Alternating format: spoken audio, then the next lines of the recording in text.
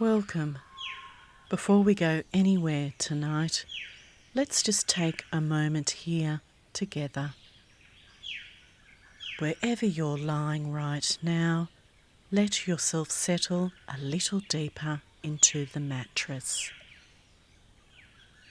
Let the blankets take the weight of you. There's nothing to do right now, nothing to solve, nothing to hold up. Just this moment and my voice and the slow work of letting go.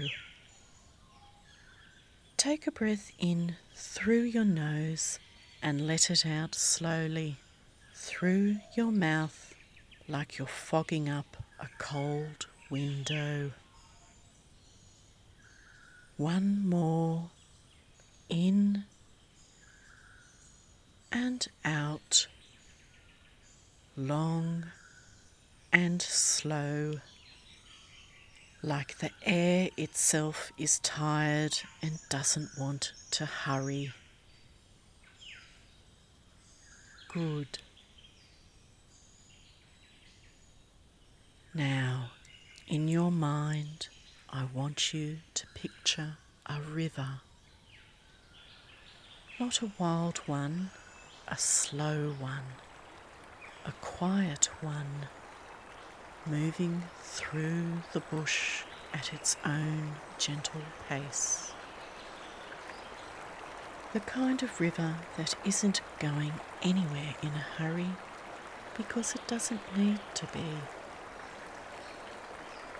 The banks are soft, lined with long grass, and the water is the colour of weak tea, moving over smooth stones, catching the light in small, lazy glints. It's a mild afternoon. The air smells faintly of eucalyptus and damp earth. Somewhere behind you, a currawong calls once and then goes quiet.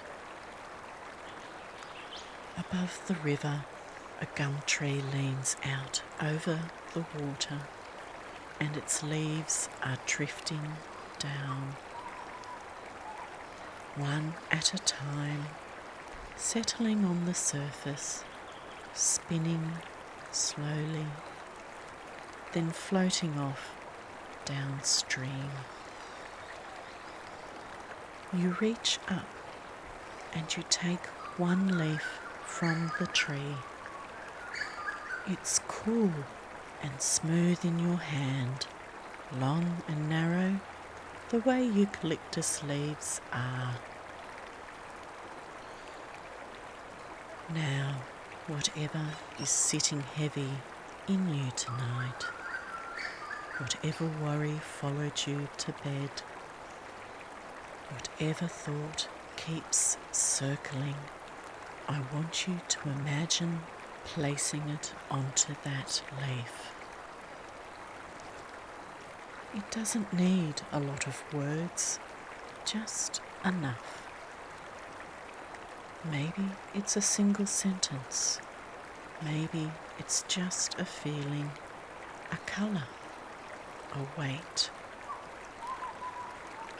Whatever it is, let it settle onto the leaf now, like ink soaking into the surface.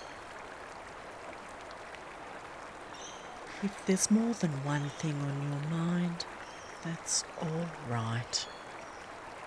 We have all the leaves on this tree tonight.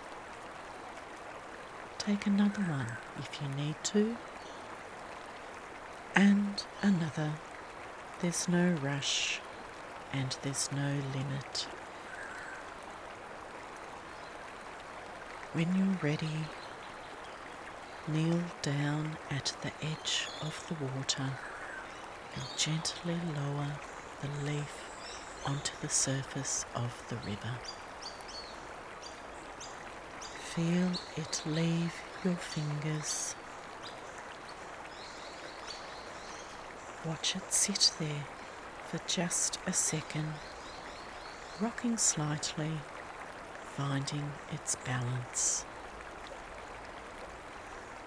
And then the current takes it, slowly, not snatched away, just carried, gently, the way this river carries everything, without any hurry, without any argument.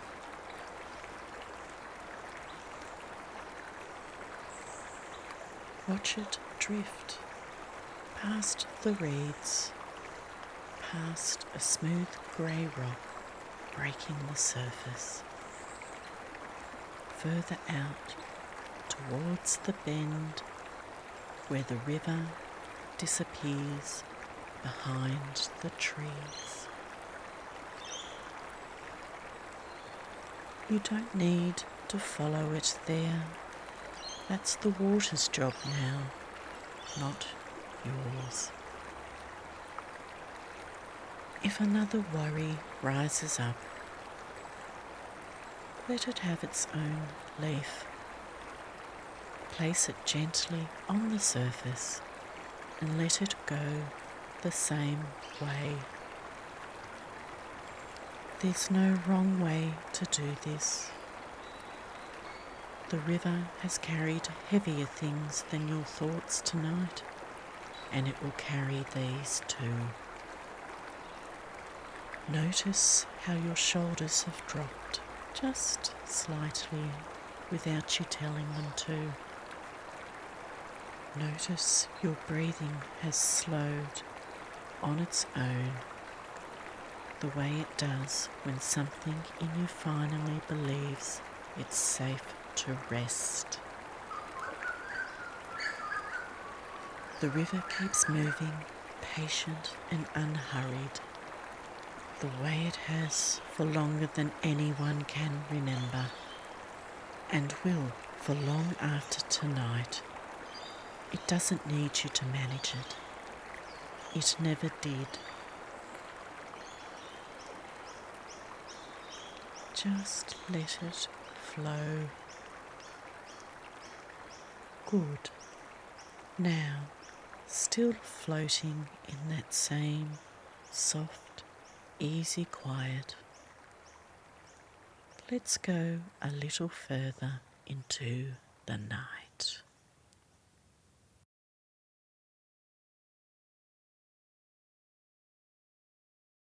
Settle in now.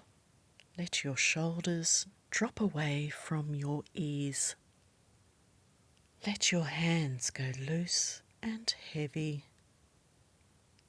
Tonight we're going high into the snowy mountains, to a stock camp tucked in a fold of the hills, where the work is done for the day and the fire is just catching. There's a cook here they call Old Cess. Nobody remembers if that's short for something or just what he's always been called. He's been feeding stockmen in these mountains longer than most of the Jackeroos have been alive. And he has a way of moving around the camp kitchen that looks almost lazy, unhurried, like he has all the time in the world. The camp sits in a clearing below the tree line, ringed by snow gums with their bark peeling in long silver grey ribbons. Above the ridge, the last of the light is draining out of the sky, turning from gold to a deep, bruised orange, then to that soft blue that comes just before full dark. The air smells of eucalyptus and wood smoke and something rich and slow cooked, and it carries a cold, clean edge that means frost by morning. It's been a long day of mustering. Since first light, The Jackeroos have been up on the high plains, pushing cattle down off the summer grass before the weather turns. You can still hear it in the quiet after they've unsaddled. That particular tiredness that sits in the shoulders and the thighs. The type that comes from a full day in the saddle, from dust and wind and the constant small corrections of staying balanced on a moving horse. It's a good tired, the kind that makes a campfire feel like the finest place on earth. Old Cess has had the camp oven going since mid-afternoon, buried down in the bed of coals, and now he lifts the lid with a bent green stick, and steam rolls up into the cold evening air, carrying the smell of beef and onions and something with a little pepper in it. Something that's been simmering low and slow all day until the meat falls apart at the touch of a fork. Beside it, a blackened billy hangs from the tripod, water just starting to hum, ready for the tea. One by one, the Jackeroos drift in from the yards. You can hear their boots on the hard ground, the soft clink of spurs, low voices exchanging a joke about a red-poley cow that gave someone grief up on the ridge. They wash the day's dust off their hands and faces in a basin set up on a stump, and then they settle onto logs and old saddle blankets around the fire in that unhurried way people do when the work is behind them and there's nothing left to do but eat and rest. Cess ladles out the stew into tin plates and hands them around without a word, because after all these years there's nothing that needs saying about it. Someone passes the damper, torn into rough hunks, still warm enough to steam a little in the cold air. The butter melts into it almost the moment it touches down. For a while there's only the sound of eating, spoons clinking against tin, the fire settling and shifting, sending up a small burst of sparks that drift upward and disappear against the dark. Somewhere off in the timber, a boo-book owl calls, soft and low, 2 notes, over and over, the same easy rhythm as the fire itself. Slowly, as plates empty and the second cup of tea gets poured, the talking starts up again, but slower now, quieter, the kind of talk that isn't trying to get anywhere. Someone mentions the Brumbies they saw today, a small mob moving along the tree line above the plain. A black stallion out front, ears up, watching the riders pass without much concern, like he already knew they weren't there for him. Someone else says his grandfather used to run Brumbies through the same gullies back before the roads went in, and for a while the fire listens to stories that are older than anyone sitting around it. Droving trips that took weeks, a horse that once swam a flooded river with a rider still in the saddle, a hut somewhere up past Dead Horse Gap that nobody can quite agree on the location of. Cess doesn't say much. He never does. But every now and then he adds a small detail to someone else's story, a fact he'd half forgotten he knew, and it settles into place like the last piece in an old puzzle, and everyone nods and the story goes on. The fire is banked down low now, mostly coals, glowing a deep orange red, breathing gently the way coals do, brightening a little with each small stir of wind, then settling back down. Above the camp, the sky has gone properly dark, and the stars are coming out in that thick, scattered way they only do far from any town. No glow on the horizon to wash them out, just an enormous quiet spread of light overhead. Someone points out the Southern Cross, low over the ridge line, and for a moment everyone just tips their heads back and looks. Eventually the talk trails off into a comfortable silence, the kind where nobody feels the need to fill it. One of the younger Jackeroos yawns, long and unhidden, and that sets off a chain reaction around the fire. Yawn after yawn, and a few quiet laughs at how tired everyone suddenly feels now that the work is truly done. But before the swags get rolled out, there's one more job. There always is. The horses come first. Out here they have and they always will. So the Jackeroos push themselves up from their seats around the fire, a little stiff now, a little slow, and head over towards the yards where the horses are waiting, dim shapes in the starlight, ears swivelling towards the sound of the approaching boots. You can hear it now, the soft whinnying of a horse recognising its rider, the shift of weight from hoof to hoof, the quiet murmur of low voices talking to them the way people do to animals they trust completely.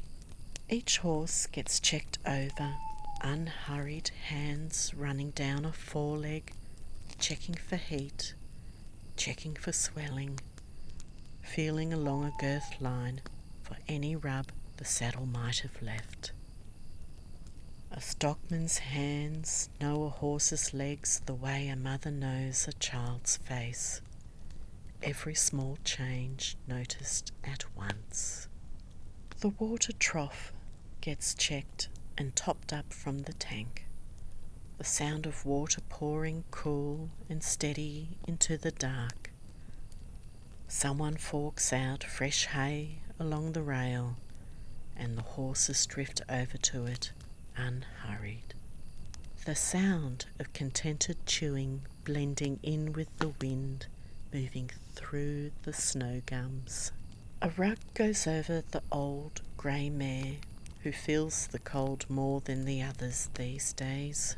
Someone gives a young gelding a scratch on the withers, right in that spot he can never quite reach himself, and he leans into it, eyes half closing, lower lip going loose and soft.